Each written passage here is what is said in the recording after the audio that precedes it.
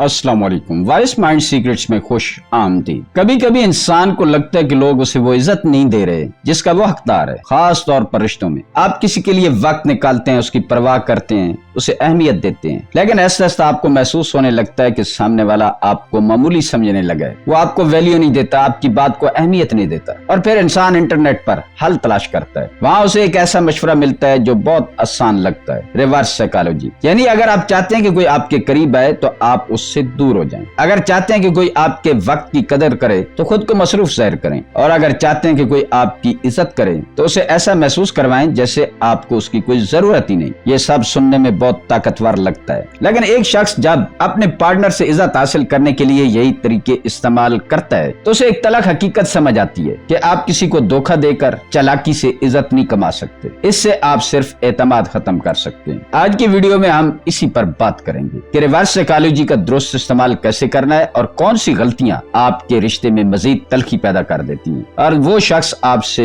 नजदीक आने के बजाय दूर हो जाता है। तो बात करते हैं पहली गलती, इज्जत को जबरदस्ती हासिल करने की कोशिश। कहानी एक आम मसले से शुरू होती है। उसे महसूस हो रहा था कि उसका दोस्त, उसका पार्टनर उसे पहली जैसी अहमियत नहीं देता, बातों में पहली जैसी गर्मजोशी नहीं रही, वो खुद को नजरअंदाज शुदा महसूस कर रहा था। चुनांचे उसने इंटरनेट पर हल तलाश किया। वहाँ उसे एक ऐसे नफसियाती असूल के बारे में मालूम हुआ जिसे साइकोलॉजिकल रिएक्टनेस, रिवर्स साइकोलॉजी कहा जाता है। सादा अल्फाज में जब इंसान को लगता है कि कोई उसकी आजादी छीन रहा है या उसे कुछ करने पर मजबूर कर रहा है तो वो अक्सर उसके बरक्स करने की कोशिश करता है। यही वो असूल है जिसे वो इस्तेमाल करना चाहता था। अगर मैं चाहता हूँ कि वो मेरे करीब आए तो मुझे उससे दूर होना होगा। चुनांचे उसने सबसे पहले खुद मैसेज करना बंद कर दिया। पहले वो हर रोज बात शुरू करता था, अब वो इंतजार करने लगा कि सामने वाला मैसेज करेगा। फिर उसने खुद को बहुत मसरूफ जाहिर करना शुरू कर दिया। उसका कैलेंडर अचानक बहुत मसरूफ हो गया और सबसे अहम बात, वो इस बात को यकीनी बनाता कि उसके दोस्त, उसके पार्टनर को भी मालूम हो कि वो कितना मसरूफ है। वो समझ रहा था कि वो अपनी वैल्यू बढ़ा रहा है। उसके ख्याल में वो खुद को एक चैलेंज बना रहा था, लेकिन हकीकत में वो अपनी खुद एतमादी नहीं बना रहा था। वो सिर्फ एक दीवार बना रहा था और उम्मीद कर रहा था कि दूसरा शख्स उस दीवार को अबूर करने के लिए बेचैन हो जाएगा। और यही पहली बड़ी गलती। लोग अक्सर मसनूई दूरी को खुददारी समझ लेते हैं, लेकिन खुददारी ये नहीं है कि आप किसी को जानबूझकर नजरअंदाज करें। खुददारी ये है कि आप अपनी जिंदगी में वाकया इतने मुकम्मल हो कि किसी की तवज्जो हासिल करने के लिए खेल खेलने की जरूरत ही न पड़े। अब हम बात करते हैं कि जब ये नफसियाती खेल मजीद खतरनाक हो जाता है।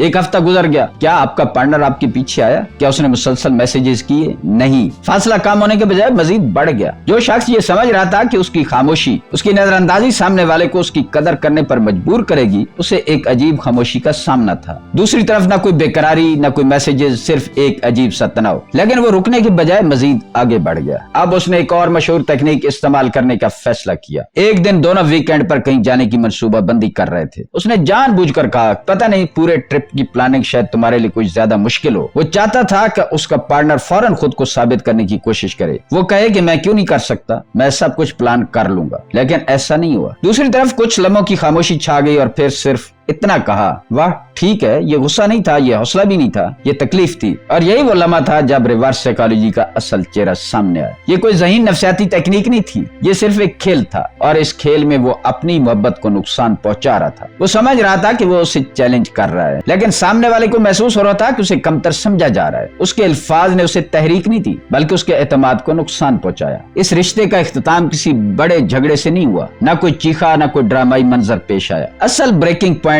एक खामोश गुफ्तगू थी। उसके पार्टनर ने आखिरकार पूछा, तुम इतने अजीब क्यों हो गए हो? तुम मुझसे दूर क्यों रहते हो और हर बात में मुझे नीचा दिखाने की कोशिश क्यों करते हो? फिर उसने वो जुमला कहा जिसने उसकी पूरी हिकमत अमली बेनकाब कर दी, मुझे लगता है कि तुम मेरे साथ खेल खेल रहे हो। और यही हकीकत थी। वो उसकी इज्जत हासिल नहीं कर सका था, बल्कि उसने उसे ये महसूस करवा दिया था कि उसे धोखा दिया जा रहा है। जब आप किसी रिश्ते में बार बार नफसियाती खेल खेलते हैं तो रिश्ता मोहब्बत की जगह शक में तब्दील होने लगता है। दूसरा शख्स सोचने लगता है, क्या ये वाकया ऐसा महसूस करता है या ये सिर्फ मुझे कंट्रोल करने की कोशिश कर रहा है? और जब एतमाद खत्म होने लगे तो कोई भी तकनीक रिश्ता नहीं बचा सकती।